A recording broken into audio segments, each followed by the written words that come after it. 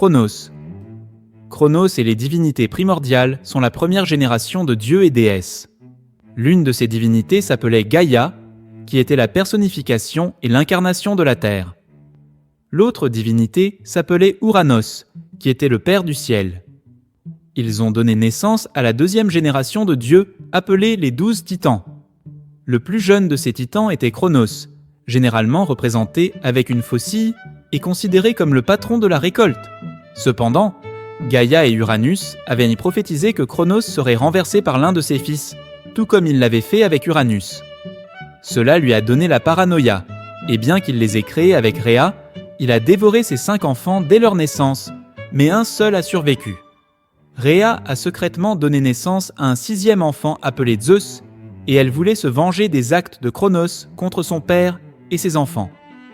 Zeus, le dieu du ciel et du tonnerre, aussi connu sous le nom de roi des dieux, a été élevé secrètement. Zeus a grandi en secret, et lorsqu'il était assez fort, il a combattu son père et les titans pour prendre le contrôle du cosmos. Avec l'aide de ses frères et sœurs, qui avaient été libérés de l'estomac de Chronos, Zeus a finalement triomphé. Une fois sur le trône de l'Olympe, Zeus est devenu le dieu du ciel et du tonnerre. Il a gouverné le monde des dieux avec sagesse et puissance, lançant des éclairs pour maintenir l'ordre et punir ceux qui enfreignaient les lois divines. Il était également connu pour ses nombreuses aventures amoureuses et ses enfants issus de ses unions, ce qui a souvent causé des problèmes à sa femme légitime, Héra. Héra était la reine des dieux dans la mythologie grecque. Elle était la sœur et l'épouse de Zeus, le roi des dieux. Héra était vénérée comme la déesse du mariage, de la famille et de la maternité. Son histoire est marquée par sa relation tumultueuse avec Zeus. Bien qu'elle ait été sa femme, leur mariage était souvent troublé par les infidélités de Zeus et la jalousie de Héra envers ses amantes et les enfants qu'il engendrait avec elle. Héra était également connue pour sa colère et sa vengeance envers ceux qui la défiaient ou qui se mettaient en travers de son chemin. Elle punissait sévèrement ceux qui osaient offenser les dieux, en particulier ceux qui violaient les vœux du mariage ou qui montraient un manque de respect envers elle. Malgré ses aspects négatifs, Héra était également vénérée comme une protectrice des femmes mariées et une gardienne de l'institution du mariage. Elle était souvent représentée comme une femme majestueuse et puissante, portant une couronne et tenant un sceptre, symbole de son statut de reine des dieux. Poséidon est le dieu de la mer et préside aux tempêtes, aux tremblements de terre et aux chevaux. Il était un dieu redoutable et vengeur, et était honoré même quand il n'était pas la divinité patronale de la ville. Athéna est la déesse de la sagesse, de la guerre et de l'artisanat. Elle est née du front de Zeus sans mère. L'histoire raconte qu'un jour, Métis, une titanide et première épouse de Zeus, était enceinte de leur enfant.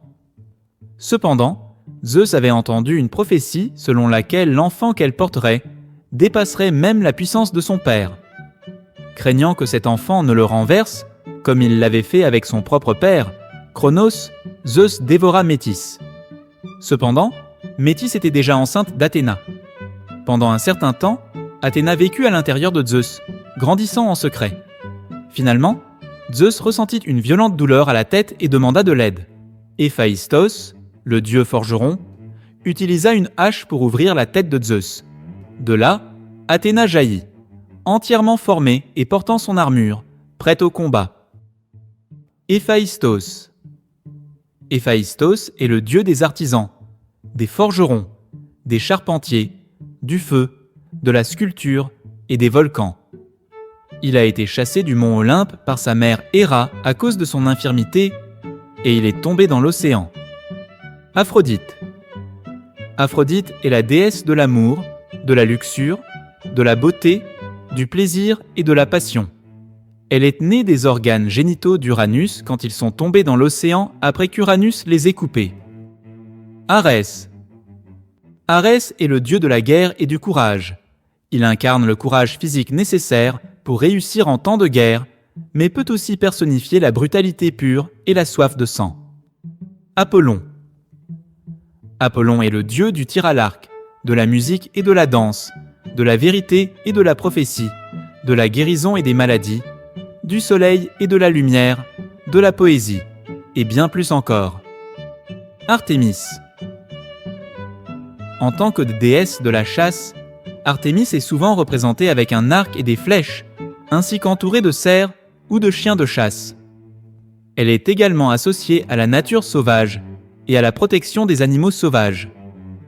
Artémis est une déesse vierge, et elle était très protectrice de sa chasteté. Elle était également vénérée comme une déesse de la naissance et de la protection des jeunes enfants, ainsi que comme une déesse de la lune. Les fêtes en son honneur impliquaient souvent des rituels de purification et des danses dans la nature. Dionysos. Dionysos est le dieu du vin, des fêtes et du théâtre, mais son domaine s'étend bien au-delà de ces aspects. Il est associé à l'ivresse, à l'extase et à la libération des inhibitions. Les cultes de Dionysos étaient souvent accompagnés de célébrations orgiaques et de rites mystiques, où les participants se livraient à des danses, à des chants et à des festins décadents. Il était également considéré comme le dieu de la fertilité et de la renaissance, représentant le cycle éternel de la vie, de la mort et de la régénération. Hermès. Hermès est le messager des dieux, mais il est également connu comme le dieu des voyageurs, des commerçants et des voleurs. Il est souvent représenté avec des ailes aux pieds, lui permettant de se déplacer rapidement entre le monde des mortels et celui des dieux. Hermès était également un guide psychopompe, aidant les âmes des défunts à traverser le royaume des morts. Il était connu pour son esprit vif et espiègle, et il était parfois considéré comme un protecteur des artisans et des artistes. Déméter. Déméter est la déesse de l'agriculture, de la récolte et de la fertilité de la terre. Elle était vénérée comme la bienfaitrice des cultivateurs et des agriculteurs, car elle était responsable de la croissance des cultures et du succès des récoltes. Déméter était étroitement associée au cycle de la nature et aux saisons, en particulier à la période de la moisson. Son culte comprenait souvent des rituels de fécondité et des offrandes de grains et de fruits. Déméter est également célèbre pour le mythe de l'enlèvement de sa fille Perséphone par Hadès, qui a conduit à la création des saisons. Hadès. Hadès est le dieu des morts et le souverain du royaume souterrain des enfers. Contrairement à d'autres dieux olympiens, Hadès est rarement représenté de manière négative, mais plutôt comme un gardien impartial des âmes des défunts. Son royaume était considéré comme un lieu sombre et sinistre où les âmes des morts étaient jugées et envoyées soit au champ Élysée pour être récompensées, soit au Tartare pour être punies. Bien que souvent craint, Hadès était également vénéré comme un protecteur des limites et des frontières, ainsi que comme un symbole de la mort et de la transformation. Hestia. Hestia était la déesse grecque du foyer, de la famille et de l'architecture sacrée. Elle était vénérée comme la gardienne du foyer familial, symbolisant la stabilité, la paix et le confort du foyer. Son culte était important dans la vie quotidienne des Grecs anciens, qui lui faisaient souvent des offrandes avant les repas ou les cérémonies. Hestia était connue pour sa bienveillance et sa préférence à rester en dehors des querelles des autres dieux.